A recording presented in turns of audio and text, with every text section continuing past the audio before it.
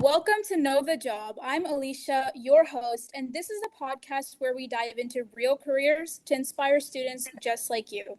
Today, I'm joined by Dr. Ziad A. Hage, who is the head of cerebrovascular neurosurgery at Novant Health in the Greater Charlotte market.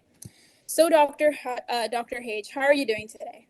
I'm doing great. Thanks for having me on your show. It's a pleasure to be here. It's a pleasure to have you here. I'd like to start us off with a light warm-up question. Could you let us know what is something interesting about your job that most people don't know? Well, I think that most people don't know that neurosurgery is a very fun profession. I think a lot of people may be either kind of scared or intimidated by it. I think that, once you get to finish your training and you get more comfortable, it is not only fun, but it's also a privilege to be able to help people and save lives. So that's how I would really describe my job. That's awesome. Thinking about your day-to-day life, could you kind of guide us through what it is that the description is of your specific position? Sure. So, first and foremost, I'm a neurosurgeon. When you train in neurosurgery, you get trained in the brain and the spine, and diseases that affect the brain and the spine. I myself am trained and fellowship trained, so subspecialty training in what we call cerebrovascular neurosurgery. So I only do now in my practice brain surgery. I no longer do any spine. I did spine initially, but I now only focus on the brain. And cerebrovascular is the subspecialty that focuses on the blood vessels of the brain and disorders affecting the blood vessels of the brain. I'm also dual trained. So not only do I do open brain surgery, but I also perform endovascular neurosurgery. So I also treat diseases affecting the vessels of the brain through a minimally invasive approach from within the blood vessels. And third subspecialty that I do is skull base. So these are kind of difficult to treat pathologies affecting the base of the skull, which is where all the blood vessels and the nerves and important structures of the brain are located. So those are very difficult to treat tumors. And that is in addition to any other more simple type of pathology that affects the brain, either brain tumors or other conditions as such. So that's a big expansive description of, what your position is. There's a lot that you have to do, right? Yeah, that's correct. So this is really the neurosurgery part of what I do. Obviously, I'm the head. So I also have administrative roles and I teach and I'm involved in research. So I kind of juggle a lot of other things in addition to my main job, which is the helping patients, the clinical aspect. That's amazing. So, just kind of diving into your background, what would you say was the key moment or an experience that sparked your interest in this career? So, my love for medicine dates back to my very young age. I grew up surrounded by physicians. My dad is a retired medical oncologist.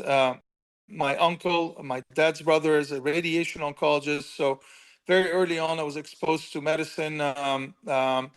My dad used to take me with him sometimes to his clinic when I wasn't in school during the summer. So I kind of was hanging out and watching him, do his thing in the clinic and see patients and the medical jargon. And sometimes I would hear him on the phone, talk to either other physicians or patients, asking him for advice. And so this is where my love for medicine started, really. But then I kind of knew that I wanted to do more with my hands, felt more attracted to a surgical type of specialty as opposed to a more kind of medical internal medicine or other type of specialty that would not involve surgery. So it kind of started very early on. And then as I started my medical school years, I was fascinated by the nervous system and the brain. And this is where my love for the neuro aspect of things started. And, I wanted to do surgery and I love neuro. So really, neurosurgery was the calling for me. All right. Um, that's amazing. There you have family connections and just such an extensive background that kind of fostered your love for that. Considering that you work in the medical field, I'm sure it's so unpredictable every single day. But just kind of, maybe thinking about a recent day you had, could you kind of guide us through how that typical day would look like in your role? Yeah, absolutely. So There are the times when I am on call, and that means that I'm on 27 for 24/7 call for emergencies, in addition to my daily routine, which involves more less urgent, more routine type surgeries. So the weeks where I am on call, which was pretty much last week, I take 7 days of call in a month. So 1 week on, 3 weeks off, and week would be Monday to Monday, a full 7 days of 24/7 call. Obviously, I have an extended team of amazing, team members made up of APPs and nurses that help me out and kind of obviously help with the burden of call. When I'm on call, I basically deal with life-threatening emergencies in addition to my regular surgeries. When I'm not on call, for example, I would have a combination of time in the operating room where I do my surgeries, time in the interventional radiology lab where I do my endovascular procedures, and then time in the clinic where I see office patients. And this is where I get consultations. People come and show me their scans and they tell me what's going on with them, and we determine whether or not they need surgery and things like that.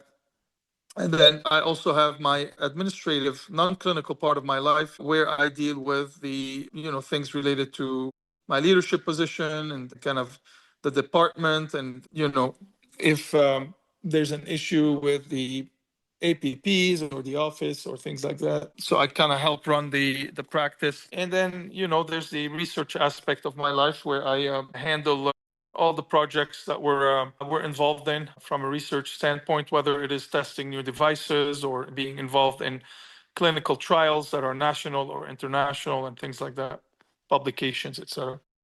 So you mentioned doing some research. Could you tell us, more specifically what it is you're working on?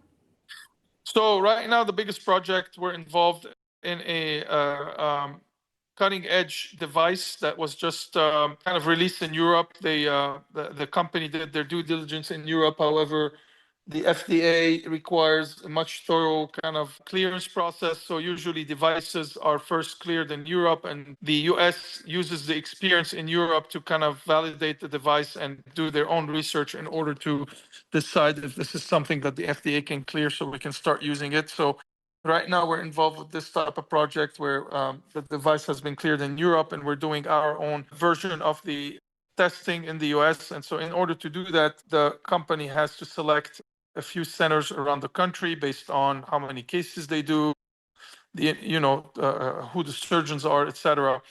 And so there's only a few centers around the country that are enrolling patients for this device, and we're one of them. And I'm the PI, the primary investigator for this project.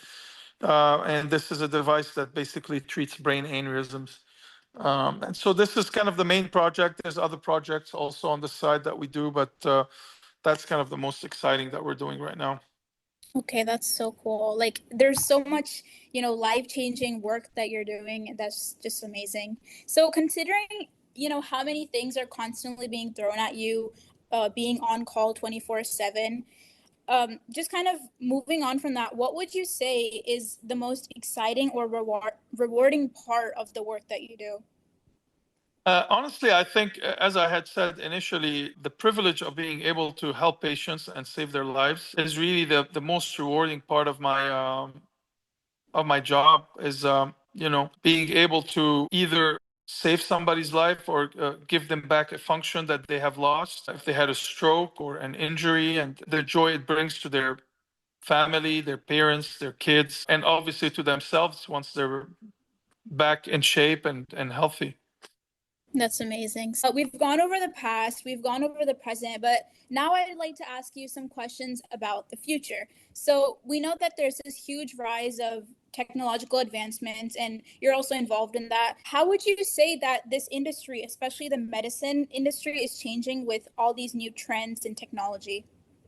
So I think as we've all been hearing about it, AI is huge all over the world in any industry, and for sure in medicine. And there's been more and more softwares that are being developed to help us do what we do better. In my world, really, in the radiology, radiology aspect of things, these softwares help us detect strokes earlier than we could, or sometimes if it's a more subtle type of stroke or a brain aneurysm or a bleed in the brain, that a person may miss, the software will detect it for you with pretty high accuracy. Some softwares, AI softwares, help us make certain decisions or make the decision easier to make, like a simulation of a brain aneurysm and what would be the best size of device to use and length, etc. So it can help you make decisions. Certainly in my world, there's been the most advances in the endovascular side of things, where we have been developing new tools to treat stroke or brain aneurysm, like this research study that we're being involved in. So a lot of exciting things going on for sure. All right, so now I would like us to move into the listener questions. So these are questions that were actually sent in from our followers. So the first one that someone sent us was, can you describe the application process for your residency and what was it that helped you stand out during the application? So mind you, I applied in '06, so that's a very long time ago. I think things have changed, and don't quote me on these things, because again, I think things have changed a lot. Once you've been out for so long, you really don't keep fully to date unless you are in a residency program. My practice is not in academics, so I don't have residence, so I'm not very up to date.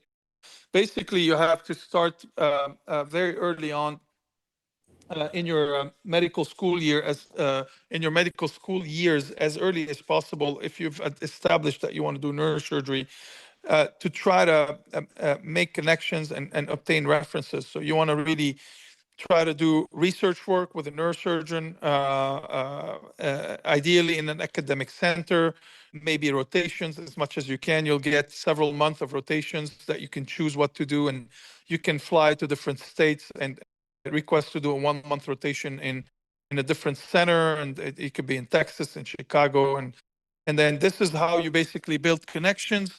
And ultimately, what you want out of that is an excellent letter of recommendation that the people that saw you work can basically commend you for your hard work in a letter that you can use and be highly competitive in a program. So the application process is going to involve early on trying to enhance your chances of getting accepted through doing, as I said, rotations. Research work is very important. I did 2 years of research actually in order to enhance my CV and make my CV very competitive. I didn't get into neurosurgery immediately. In fact, I couldn't, because I was a foreign medical graduate, so my chances were under 5% to be accepted. And so I spent 2 years at Northwestern in Chicago doing postdoctoral research fellowship, and that basically allowed me to publish a lot, be involved in NIH trials, and that made my CV so competitive, in addition to the letters of recommendation and references I got, that I was accepted in neurosurgery. So I think those are key elements, really. The rotations, the letters of recommendation that you can get through research, or the rotations, and then the standard application process, which would be through the match. You have to go through the matching process. You apply to the match, you choose your centers. It could be 10, it could be 15, 20 centers around the country. They do the same. They rank people, you rank the centers you want to go to, and then the matching process matches you to the center, and it matches the center to you, and you'll know the results. I think it's in March or April. All right, so another question that someone asked us was, from your experience, would you say that there's a good work-life balance, and how is it that you personally manage it? So obviously, neurosurgery is going to be one of the toughest specialties for work-life balance. I mean, it's a very, very demanding specialty. The training is pretty demanding. I would say that for sure. I don't want to scare anyone, but don't go in, not being prepared that it's going to be demanding. It's the longest residency of all residencies in medicine, right? It's a 7-year residency. So it takes 7 years to become a neurosurgeon. After that, you may decide to do a fellowship, and that's additional years. Can be an extra 1 year, an extra 2 years. Some people do 3 years. So you're in for 7 to 10 years, basically. During that time, it's tough. I mean, you're on call all the time. Right now, I mean, from when I trained, they've developed limits to how much you can work. There's the 80-hour work week. I don't know if they reduced it even further. So you can't work more than 80 hours per week. At the time when I was training, we worked up to 100 hours a week, but even 80 hours a week is a lot. So be prepared for that. And if you're not ready for that, then you'd have to choose a different specialty. All right, so let's go on for our last listener question. Someone asked, how can students prepare from a young age from the grades 9th through 12th? That's a good question. I myself get a lot of high school students, believe it or not, that reach out to me. So as early as high school, which is the grades you've mentioned, you can actually reach out to neurosurgeons in your community. It may be more difficult to reach out to out-of-state neurosurgeons because you're still in school, but that also may be feasible. But the easiest would be to go to your local hospital that has neurosurgeons, and a lot of people reach out to me via LinkedIn, and you can also you may have a body, an organization, a body through your school that basically it acts as an intermediary in between students and the hospital system. And we have something similar here at Novant through the Novant student department. And so students can reach out to us, surgeons or other types of physicians, pediatricians, et cetera, through that type of organization, and they can act as a facilitator to help students have rotations, and you can do a week, 2 weeks, and that's really the best way to see if this is something that you want to do. If you want to try neurosurgery or cardiology, et cetera, and you don't know whether or not you'll like it, that's the best way is to shadow a surgeon or a cardiologist or a physician in that specialty for a week or two and kind of see for yourself their daily life and determine if this is something for you or not. All right, thank you so much. That was so insightful. I think we'll end out with two more questions. So I want to ask you, from the amount of experience you've had and the amount of hours you've put into this job, what would you say is one lesson that this job has taught you about life itself? The biggest lesson is don't take your life and your health for granted. I obviously see a lot of terminal illnesses, a lot of life and death, and I see that in older people, but the most painful is when you see it in younger people and children. Obviously, it's painful for any age, but it's more difficult to accept a death of a much younger person in their 20s or even in their teens, or sometimes it's a very young child. And so you have to cherish your life and your health, and always be thankful to be healthy and alive. All right. Thank you so much for your time today, Dr. Hage. That was such an insightful conversation. I'm sure everyone listening just felt so motivated to work towards their goals. Well, thank you for having me. I really hope that this was, as you said, useful, and I hope that folks will benefit from this. I'm glad we're able to do that. All right, so that was today's first episode, everyone. Thank you to Dr. Hage for helping us know the job today. And we'll see you in 2 weeks for the next episode, guys. Thank you. Bye. Take care. Bye bye.